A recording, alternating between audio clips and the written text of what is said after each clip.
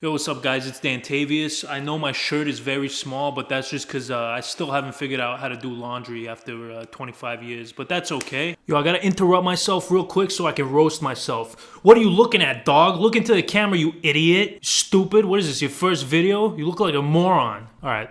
I think that's good enough. I'm gonna do a streaming service tier list, and I'm not just gonna do the big ones like Netflix and Hulu and Disney Plus.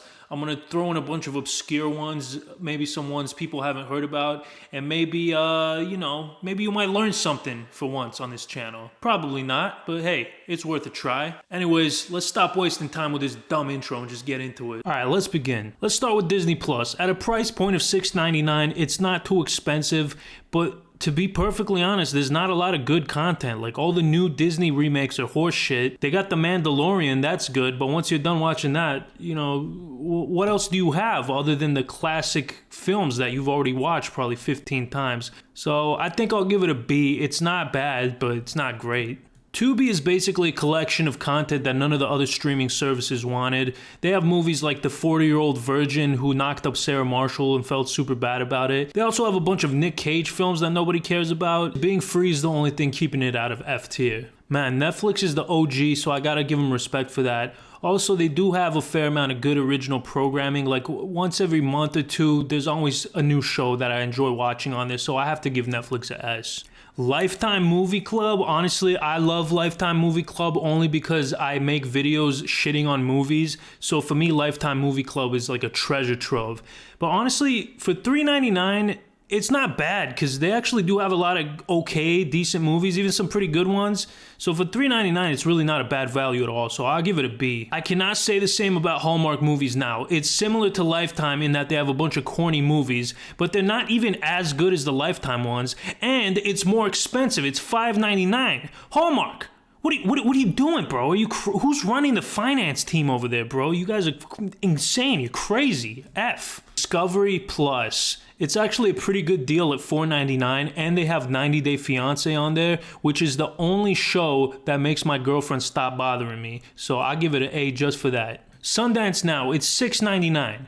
You're gonna make me pay $7 a month for a bunch of pretentious garbage? I don't think so. F. Hulu, it's not as good as it used to be, but they still have a lot of good content on there, and it's only $5.99, so it definitely gets an A. Fuck, man, this shirt is too tight, bro. This hair is too tight. Sorry, I'm going a little bit crazy. I feel like my whole torso is purple right now because this shirt's so freaking tight. Amazon Prime Video, they have a few good originals, but most of the content on here is garbage, but it does come free with your Prime account, so for that reason alone, the value cannot be beat.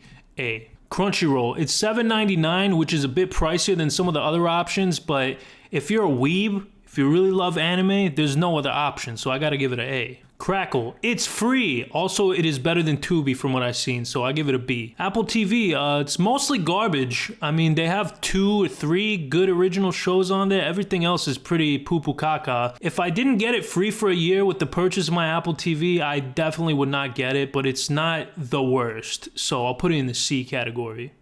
For the purpose of this video not being suppressed, YouTube TV is a top-tier streaming service. Absolutely wonderful. S.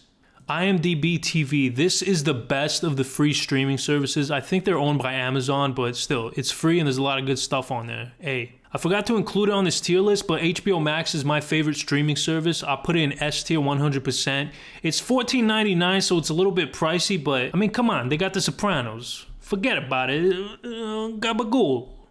Gabagool. Gabagool. Gabagool. Gabagool. Gabagool. Gabagool. Gabagool. Gabagool. Gabagool. Shudder is a streaming service for horror movies. I'm not a big fan of horror movies, to be honest, so I'm a little bit biased on this, but it is a good price, $4.75 if that's your niche. The only thing is, like, they have horror movies on every other streaming service, so I don't know, like, why you would need another one, like, unless that's the only movies you watch. And if that's the case, man, you should probably go to therapy, honestly, but I give it a C personally. Pluto TV, this is actually live streaming television channels, but you don't get like the most recent stuff that's like would be on cable today, but it's free and there's actually like a lot of good stuff on there if you like cable, if you just want to have something on the background. I'll give Pluto a I think. ESPN Plus, get the fuck down there, bro. Get in that F tier, bro, you scumbag. I hate ESPN Plus, bro. They don't have any of the games I want to see, bro. Every time I want to see a certain NBA game, they don't have it. Every time I want to see a certain Premier League game or something, oh, wait, they don't have Premier League. They don't have anything, bro. What the fuck do they have? 30 for 30s? I don't get ESPN Plus because I want to watch 30 for 30s. Suck off, bro. Mother sucker. YouTube Premium is the greatest streaming service ever invented.